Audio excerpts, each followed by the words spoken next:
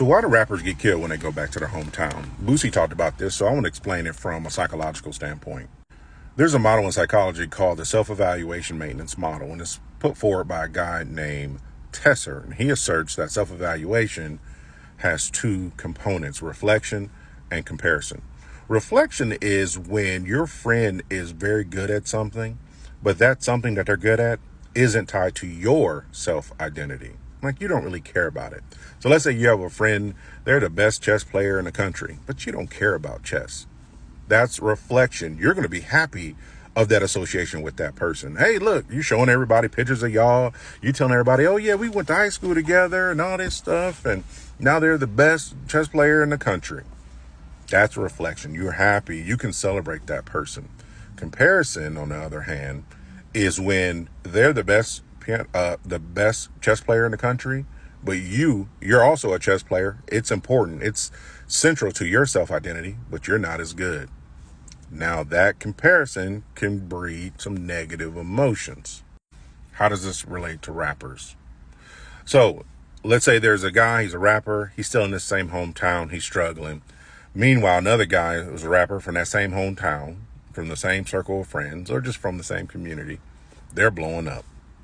So what's central to both of their identities? One is a great rapper. What comes with that? Money, fame, recognition.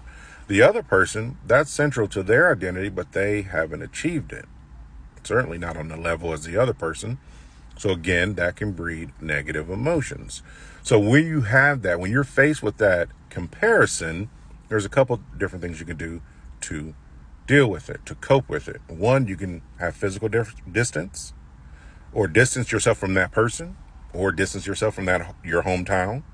You can distance yourself from that core identity of rapping. Pick up something else.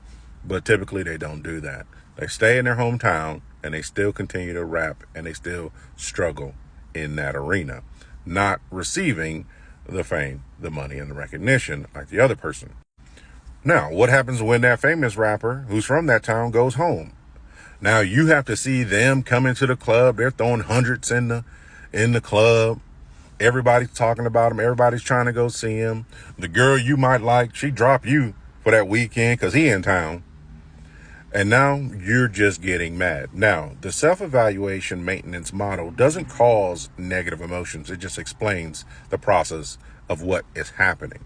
So when people, they stay in their hometown, they're not as popular, they're not as good, and that's tied to their self-identity.